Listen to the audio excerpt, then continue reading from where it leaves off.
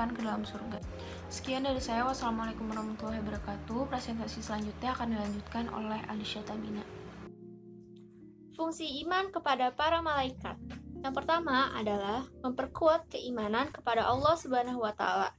Orang yang beriman kepada malaikat akan semakin kuat imannya kepada Allah Subhanahu wa Ta'ala karena ia akan meyakini bahwa Allah Maha berkehendak dan Maha berkuasa yang telah menciptakan makhluk gaib bernama malaikat. Kekuasaannya dapat menguasai dan mengatur malaikat yang berjumlah banyak. Yang kedua, meneladani akhlak malaikat. Orang yang beriman kepada para malaikat akan meneladani tingkah dan akhlak para malaikat karena mereka adalah makhluk yang patuh. Jika manusia meneladani akhlak para malaikat, ia akan menjadi manusia yang patuh pula. Malaikat tidak pernah melanggar aturan Allah Subhanahu wa Ta'ala. Mereka tidak pernah durhaka dan berbuat dosa. Yang ketiga adalah selalu mengingat kematian. Pada akhirnya, manusia akan bertemu malaikat di alam kubur dan akhirat. Malaikat adalah makhluk yang akan mencabut semua nyawa manusia. Orang yang beriman kepada para malaikat akan selalu ingat Allah dan kematian. Dan ia pun akan ingat jika di kuburan nanti, semua manusia akan ditanyai oleh malaikat. Siapa Tuhanmu? Siapa nabimu? Apa kiblatmu? Dan siapa saudaramu? Jika amalnya baik, maka dia akan bisa menjawab pertanyaan para dua malaikat tersebut.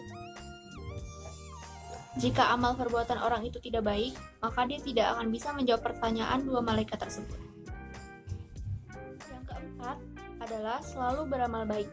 Orang yang beriman kepada Allah akan meyakini bahwa semua amal yang dikerjakannya ditulis oleh malaikat.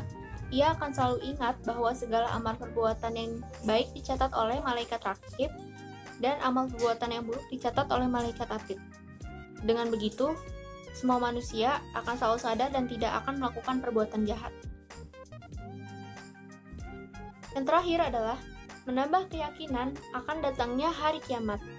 Orang yang beriman kepada para malaikat akan meyakini bahwa pada hari akhir nanti, malaikat Israfil akan meniupkan sangkakala, tanda hancurnya seluruh dunia. Dan pada tiupan kedua adalah tanda dibangkitkannya lagi seluruh jiwa. Kemudian akan dimintakan pertanggungjawaban amal manusia. Video selanjutnya akan dilanjutkan oleh Safia. 4 nama malaikat dalam 3 agama. Yang pertama Jibril. Jibril dalam agama Islam bertugas untuk menyampaikan wahyu kepada para nabi. Dan dalam agama Yahudi dan Nasrani, dalam Taurat dan Injil, malaikat Jibril disebut Gabriel. Kata Gabriel terbentuk dari beberapa kata, yaitu Gamal, Beit, Res, Alaf, Lamat, El, sehingga membentuk kata Gebra, yaitu malaikat pelindung, perkasa, benteng Allah atau Tuhan. Dan yang kedua Mikail.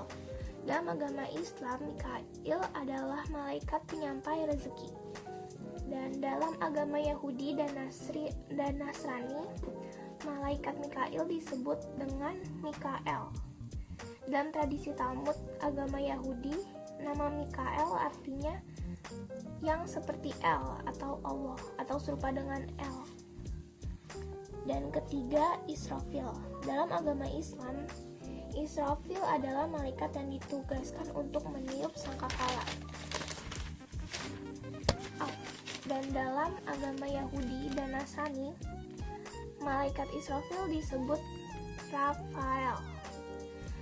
Menurut kepercayaan agama Yahudi, pada hari kiamat Israfil akan turun ke bumi. Dia berdiri di atas batu karang suci di Yerusalem, meniup sangkakala dan mematikan makhluk. Dan yang keempat, Israel. Dalam agama